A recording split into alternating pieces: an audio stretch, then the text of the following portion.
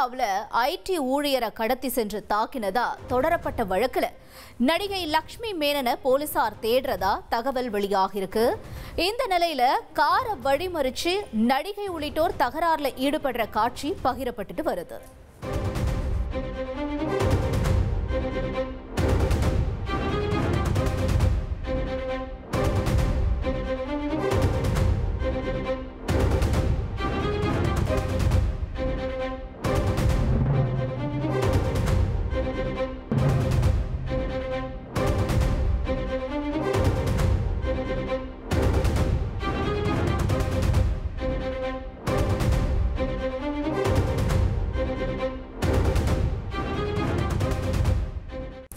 கேரள மாநிலம் பாலக்காட்டில் ஆட்டோ மீது கார் மோதி விபத்திற்குள்ளானதுல 5 சிறார்கள் உட்பட 6 பேர் காயமடைஞ்சு மருத்துவமனையில் அனுமதிக்கப்பட்டிருக்காங்க. விபத்து குறித்தான சிசிடிவி காட்சிகள் வெளியாகியிருக்கு.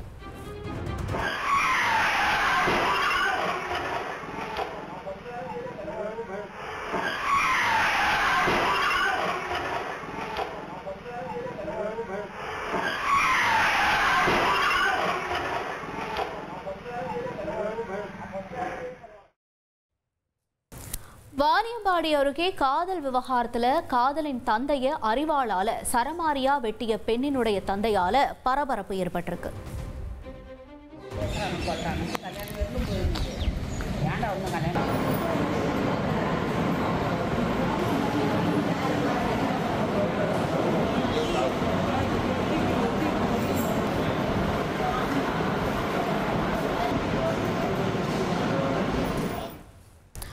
உதயேந்திரம் பகுதியைச் சேர்ந்த சஞ்சய் கார்த்திகா என்பவரை காதலிச்சு வரும் நிலையில இளம்பெண்ணின் தந்தையான சுதாகர் காதலை கைவிடும்படி சஞ்சயிடம் கோரியிருக்கார்.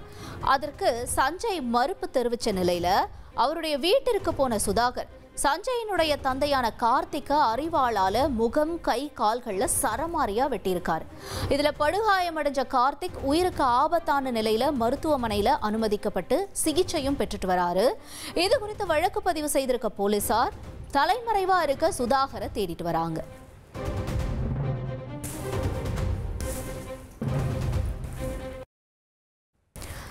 சென்னையில கூலி படத்தை பார்க்க குழந்தைகளை அனுமதிக்காததுனால வாக்குவாதம் ஏற்பட்டிருக்கு.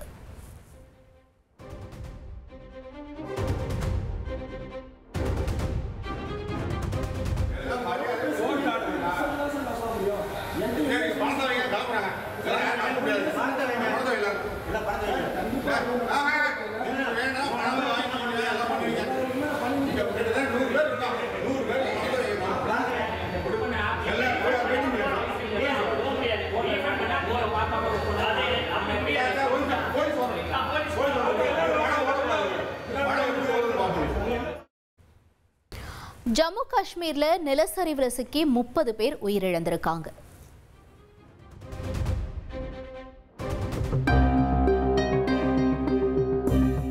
ஜம்மு காஷ்மீரில் வைஷ்ணவி தேவி கோயில் அருகே கனமழையால் ஏற்பட்ட நிலச்சரிவில் சிக்கி 30 பேர் உயிரிழந்தனர். கந்த்ரா பகுதியில் கனமழையால் வெள்ளப்பெருக்கு மற்றும் நிலச்சரிவு ஏற்பட்டது. இதனால் வைஷ்ணவி தேவி கோவிலுக்கு செல்லும் பாதையில் அமைந்துள்ள குகை கோயிலில் நிலச்சரிவு ஏற்பட்டது. இதில் பலர் சிக்கியதை அடுத்து மீட்பு பணிகள் நடைபெற்றன. இந்நிலையில் நிலச்சரிவில் சிக்கி 30 பேர் உயிரிழந்ததாகவும் 20க்கும் மேற்பட்டோர் காயமடைந்ததாகவும் மாவட்ட காவல்துறை தெரிவித்துள்ளது. இதனிடையே ஜம்மு காஷ்மீரில் தொடர் கனமழையால் நீர்நிலைகளில் தண்ணீர் பெருக்கெடுத்துள்ளது. 4வது தாவி பாலத்திற்கு அருகில் உள்ள சாலை வெள்ளத்தில் அடித்துச் செல்லப்பட்டது. பஞ்சாப்ல நொடி பொழுதுல கட்டிடம் ஒன்று இடிஞ்சு விழுந்த காட்சிகள் பரபரப்பை ஏற்படுத்தியிருக்கு. பஞ்சாபில் கனமழையால் ஏற்பட்ட வெள்ளப்பெருக்குக்கு மத்தியில் பழமை வாய்ந்த கட்டடத்தில் இருந்து 22 சிஆர்பிஎஃப் வீரர்கள் உள்பட 25 பேர் ராணுவ ஹெலிகாப்டர் மூலம் மீட்கப்பட்டனர். சவால் நிறைந்த சூழலில் ராணுவ வீரர்கள் அசாத்திய திறமையை வெளிப்படுத்தி 25 பேரையும் பத்திரமாக மீட்டனர்.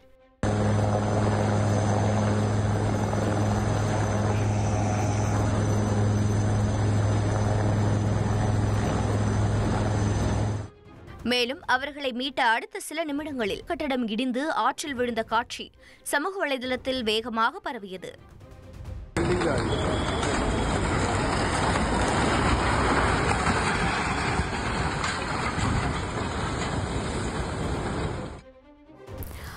தேனி மாவட்டத்தில் ஒரு அதிர்ச்சி சம்பவம் நிகழ்ந்திருக்கு. அதனை தற்போது விரிவா பார்க்கலாம். சிறையிலிருந்து வெளியே வந்த கணவன் நண்பனுடன் வாழ்ந்து வந்த மனைவியை அழைக்க சென்றபோது அவரை நண்பன் கொலை செய்த சம்பவம் பெரும் பரபரப்பை ஏற்படுத்தியது. தேனி மாவட்டம் போடிநாயக்கனூர் கரட்டுப்பட்டியைச் சேர்ந்த ஆண்டிவேலுவுக்கும் ஆனந்தராணி என்பவருக்கும் திருமணமாகி வாழ்ந்து வந்த நிலையில் ஆண்டிவேலு பாலியல் குற்றத்திற்காக சிறை சென்றுள்ளார். ஆனந்தராணி கணவன் நண்பரான பாலமுருகனுடன் வாழ்ந்து வந்துள்ள நிலையில் இருவருக்கும் இடையே குழந்தையும் பிறந்து அவர்கள் குடும்பம் நடத்தி வந்துள்ளனர். 2 ஆண்டுகள் கழித்து சிறையிலிருந்து வெளியே வந்த ஆண்டிவேலு தனது நண்பனுடன் மனைவி வாழ்வதை அறிந்து மனைவியை அனுப்புமாறு கேட்டுள்ளார். வாக்குவாதம் முற்றி பாலமுருகன் ஆண்டிவேலுவை கத்தியால் முதுகில் குத்தி கொலை செய்தார். இதுகுறித்து போலீசார் விசாரணை மேற்கொண்டு வருகின்றனர். திருவேற்காடுக்கு பக்கத்துல பழைய இரும்பு கடையில தீ விபத்து ஏற்பட்டதுனால பரபரப்பு ஏற்பட்டிருக்கு. திருவேற்காடு அடுத்த வேலப்பஞ்சாவடி பூந்தமல்லி தேசிய நெடுஞ்சாலையொட்டி இருக்கிற தனியாருக்கு சொந்தமான காய்லான் கடை செயல்பட்டு வருது. இதற்கு பக்கத்திலேயே ஏராளமான குப்பைகள் மற்றும் காய்லான் கடை இருக்கிற நிலையில கழிவுப் பொருட்கள் கொட்டி வைக்கப்பட்டிருந்த இடத்துல திடீர்னு இந்த பகுதியில் தீப்பிடிச்சு எரிய ஆரம்பிச்சிருக்கு. இது குறித்து பூந்தமல்லி தீயணைப்பு துறையினருக்கு தகவல் தெரிவித்த நிலையில விரைந்து வந்த தீயணைப்பு வீரர்கள் தண்ணீரை ஊற்றி தீயை அணைக்கும் பணியில ஈடுபட்டிருக்காங்க. இந்த தீ விபத்தால அந்த பகுதி முழுக்கவே பரபரப்பு ஏற்பட்டிருக்கு.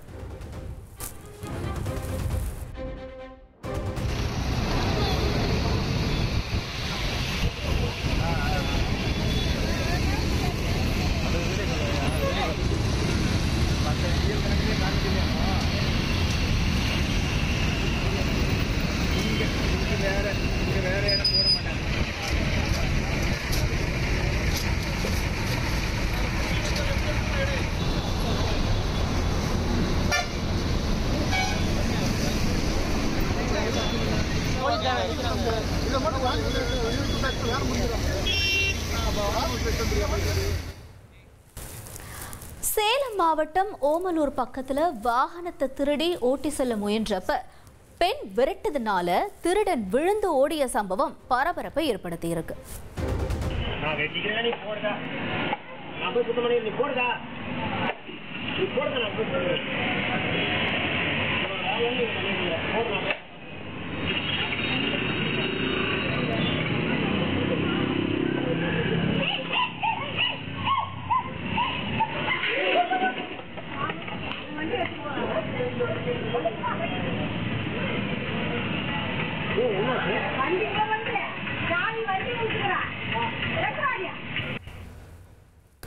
திருமணத்துக்கு 1 வாரமே இருக்க மணமகன் விபத்துல சிக்கி உயிரிழந்த சம்பவம் பெரும் சோகத்தை ஏற்படுத்தி இருக்கு. பகண்டை அருகே கார் மோதி திருமணத்திற்கு பத்திரிகை கொடுப்பதற்கு சென்ற மணமகன் மற்றும் அவரது பெற்றோர் உயிரிழந்த சம்பவம் சோகத்தை ஏற்படுத்தியுள்ளது. கள்ளக்குறிச்சி மாவட்டம் பகண்டை கூட்டு சாலை பகுதியில் காரும் பைக்கும் நேருக்கு நேர் மோதி விபத்துக்குள்ளானது. இந்த விபத்தில் பைக்கில் வந்த நாராயணன் என்பவரும் அவரது பெற்றோர்களான செல்லியம்மாள், ஆறுமுகம் உட்பட 3 பரிதாபமாக உயிரிழந்தனர். தூரம் நின்று பார்க்கும் தலைவன் காலமெல்லாம் மாறுது, தோள்ல வந்து கைய போடும் தலைவன் கூடி ஏறுதுன்னு தாவேகாவோட முதல் பாட்டிலேயே ஓவர் ஹைப் ஏத்துனாங்க. ஆனா சினிமா பாணியிலேயே திரையில ஒரு மாதிரியும் தரையில வேற மாதிரியும் நடந்துகிட்டதால தாவேகா தலைவர் மீதே அவர் நெஞ்சில் குடியிருந்த ரசிகர் புகார் அளிச்சிருக்காரு. விரிவா பார்க்கலாம். முன்தினம் இரவே மாநாட்டு திடலுக்கு திரண்டு வந்து தங்களுக்கு சோறு தண்ணி கூட முக்கியமில்லை, எப்படியாவது தளபதியை நேரில் பார்க்க வேண்டும் என நாள் முழுக்க வேகாத வெயிலில் காத்திருந்த ரசிகர்கள் நிச்சயமாக விஜயின் தரிசனம் கிடைக்கும் போது இப்படி பரவச நிலைக்கு செல்வார்கள் என்பது அனைவருக்கும் தெரிந்த ஒன்றுதான். இதெல்லாம் போதாத குறைக்கு தொண்டர்களின் பல்ஸ் ரேட்டை மேலும் எகிர வைப்பதற்கு ராம்பில் விஜய் சிங்கநடை போட்டு வந்தபோது உங்க விஜய் உயிரென வரேன் நான் என புதிய பாடலையும் போட்டு ஸ்ருதியேற்றியதால் ஏற்கனவே ஃபுல் ஃபார்மில் இருந்தவர்கள் முழு சந்திரமுகியாகவே மாறிய தருணம் இது. தலைவரை அருகில் பார்த்து விட வேண்டும், தலைவருக்கு கை கொடுத்து வாழ்த்திவிட வேண்டும் என ஆசை ஆசையாக ஓடி ஆடி வந்த தொண்டர்களுக்கு தாவேக தலைவர் விஜயின் பவுன்சர்கள் ஒரு நொடியில் மரண பயத்தை காட்டியுள்ளனர். ஜல்லிக்கட்டில் காளைகள் வீரர்களை முட்டி தூக்குவதைப் போலவே விஜயின் பவுன்சர்களும் தாவேகாவின் வெர்ச்சுவல் வாரியர்களை பவுண்டரி லைனுக்கு வெளியே தூக்கி வீசி பந்தாடி உள்ளனர். இந்த காணொளிகள் சமூக வலைதளத்தில் வைரலாக பகிரப்பட்டு இவர்கள் எல்லாம் யார் பெத்த மகனோ என அனைவரையும் அதிர்ச்சியடைய வைத்தது. இந்நிலையில்தான் சமீபத்தில் நடந்த தாவேகாவின் 2வது மாநில மாநாட்டில் பவுன்சர்களின் கொலைவெறி தாக்குதலுக்கு உள்ளான பெரம்பலூர் மாவட்டத்தைச் சேர்ந்த தாவேக தொண்டர் ஒருவர் காவல் கண்காணிப்பாளரிடம் புகார் அளித்துள்ளார். வீடியோ ஆதாரங்களை ஆய்வு செய்த போலீசார் தாவேக தலைவர் விஜய் மீதும் அவருடைய பவுன்சர்கள் 10 பேர் மீதும் வழக்கு பதிவு செய்துள்ளனர். பெரம்பலூர் மாவட்டம் குன்னம் அருகே உள்ள பெரியமாபாளையம் கிராமத்தை சேர்ந்தவர் சரத்குமார். இவர் கடந்த 21ஆம் தேதி மதுரையில் உள்ள பாரபத்தி என்னும் இடத்தில் நடந்த தாவேகாவின் 2வது மாநில மாநாட்டில் கலந்து கொண்டிருக்கிறார். அப்போது தாவேக தலைவர் விஜய் நடைமேடையில் நடந்து வந்து தொண்டர்களை பார்த்து கையசைத்த போது பலரும் 10 அடி உயரமிருந்த ராம்ப் மீது அத்துமீறி ஏறி அவர்களுடைய உற்சாகத்தை வெளிப்படுத்தி விஜய் மீது அவர்கள் வைத்திருந்த கண்மூடித்தனமான அன்பை வெளிப்படுத்தினார்கள். அந்த ஆர்வமிகுதி கூட்டத்தில் சரத்குமாரும் இருந்துள்ளார். ஒரு கட்டத்தில் தலைவனை காண போர் தொடுத்து வந்த கூட்டத்தை கட்டுப்படுத்த முடியாமல் திணறிய விஜயின் பவுன்சர்கள் தொண்டர்களை நடை மேடையிலிருந்து கண்மூடித்தனமாக தூக்கி வீசினார்கள். இதில் தாவேகாவின் குட்டி வெர்ச்சுவல் வாரியர் சரத்குமாருக்கு பலத்த அடி விழுந்திருக்கிறது. பார்க்கணுங்கிற ஆசையில் கிட்ட போகும்போது அவர் சுற்றி இந்த பவுன்சர் வந்து என்னை தூக்கி கீழே கடாசிட்டாங்க. நான் சுதாரிச்சுக்கிட்டதுனால கம்பியை பிடிச்சி தொங்கிக்கிட்டேன். அதனால் மனசு ரீதியாகவும் உடல் ரீதியாகவும் எனக்கு சில காயங்கள் ஏற்பட்டிருக்கு. இதுக்கு முன்னாடி வந்து ஒரு வீடியோ போட்டிருப்பேன். அது நான் இல்லை, அது வேறு பையன் அப்படின்னு சொல்லியிருப்பேன். நம்மளால் கட்சிக்கு எந்த ஒரு கெட்ட பேர் வந்துடக்கூடாது அப்படின்னு தான் அந்த வீடியோ போட்டிருந்தேன். என்னை கட்சி தலைமையிலேருந்து எனக்கு யாரும் ஃபோன் பண்ணி எதுவும் விசாரிக்கவும் இல்லை, எதுவும் பண்ணவும் கிடையாது.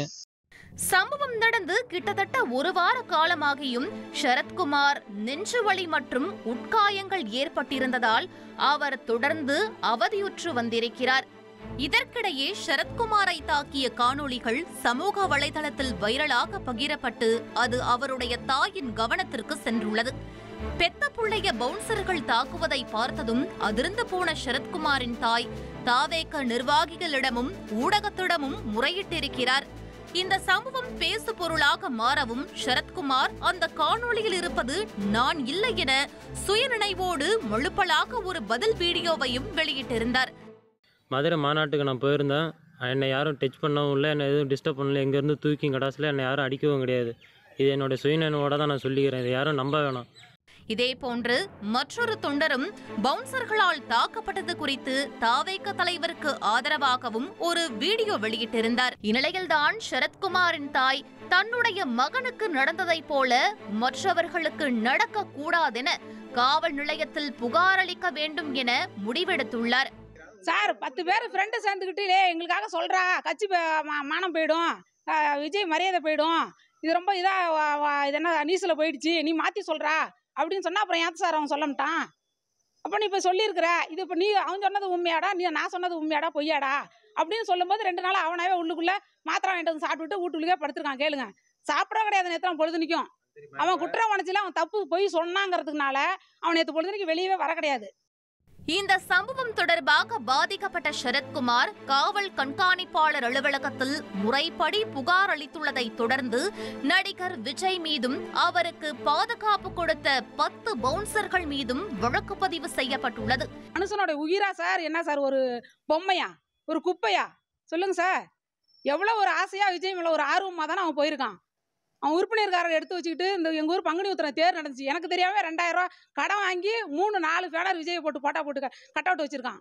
ஏப்பா நம்ம வீட்டு சோத்து கூட அரிசி இல்லாமல் நம்ம கஷ்டப்படுறோம், காசு ஏதுறாங்கிறான் ஒரு எங்கள் நாத்தனார் வீட்டுக்காரரு. அவங்ககிட்ட 2000 ரூபா பணம் கடன் வாங்கி இவன் 3 பேனர் வச்சிருக்கான் விஜய் போட்டு இவன் கட் அவுட் அடிச்சு வச்சிருக்கான். எங்கள் சின்ன பையன் இவனையும் போட்டு எனினும் இந்த புகாருக்கு பின்னணியில் அரசியல் அழுத்தங்கள் இருந்திருக்க வேண்டும் என தாவேக தொண்டர்கள் சமூக வலைதளத்தில் சந்தேகத்தை எழுப்பி வருகின்றனர். இப்போ நீங்களாவே யோசிச்சு பாருங்க சார். இப்போ நான் பேசினேன், எங்கே பேசினாலும் நான் தனியாக தான் பேசியிருக்கேன். எனக்கு பின்னாடி யாராவது இருக்காங்களா, இல்லை யாராவது சொல்லி கொடுத்துருக்காங்களா, இல்லை எந்த கட்சிக்காரங்களா என் ஃபோனுக்கு ஃபோன் பண்ணியிருக்காங்களா அப்படின்னு கூட பாருங்க. இதே என் பையனுக்கு அந்த விஜய் கட்சியிலேருந்து எத்தனை பேர் ஃபோன் அடிச்சிருக்காங்க, பேசியிருக்காங்க, திரும்ப உங்கள் அம்மாவுக்கு எதிராக பேசு அப்படின்னு என் பையனுக்கு சொல்லி கொடுத்துருக்காங்க. ஆனால் எங்கள் பையன் அதெல்லாம் சொல்லமாட்டான். ஏன்னு வச்சுங்க, நம்மளால என்ன பிரச்சனை வேணாம் அப்படின்னு என் கூட வந்து கம்ப்ளைண்ட் மட்டும் இப்போ கொடுக்க வந்திருக்கிறான். பள்ளி குழந்தைகளுக்கு பரிசளிப்பு விழா நடத்திய போது பத்திரிகையாளர்கள் மீது தாக்குதல், பரந்தூரில் தொண்டர்கள் மீது தாக்குதல் என இதுபோன்று ஏராளமான சம்பவங்கள் நடந்துள்ளன. கடந்த மே மாதம் விஜய் தாவேக தலைவராக இல்லாமல் அவருடைய தொழில் நிமித்தமாக சினிமா ஷூட்டிங்கிற்காக வந்திருந்த போது ஏர்போர்ட்டில் அனுமதி பெறாத ஒரு ரோட் ஷோவே நடந்தேறியது. அப்போது விஜயின் வாகனத்தை ரசிகர்கள் பின்தொடர்ந்து சென்றபோது போலீசார் அவர்களை லேசான தடியடி நடத்தி கண்டிக்க வேண்டிய சூழல் உருவானது.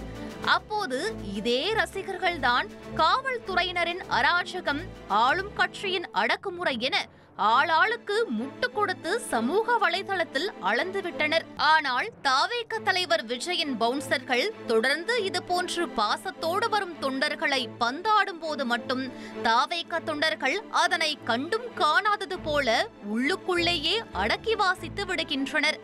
விஜயின் நெஞ்சில் குடியிருக்கும் வர்ச்சுவல் வாரியர்ஸ்களின் இந்த முன்னுக்கு பின் முரணான செயலை பார்த்து what bro, this is very very wrong bro என நெட்டிசன்கள் கமெண்ட் செய்து வருகின்றனர்.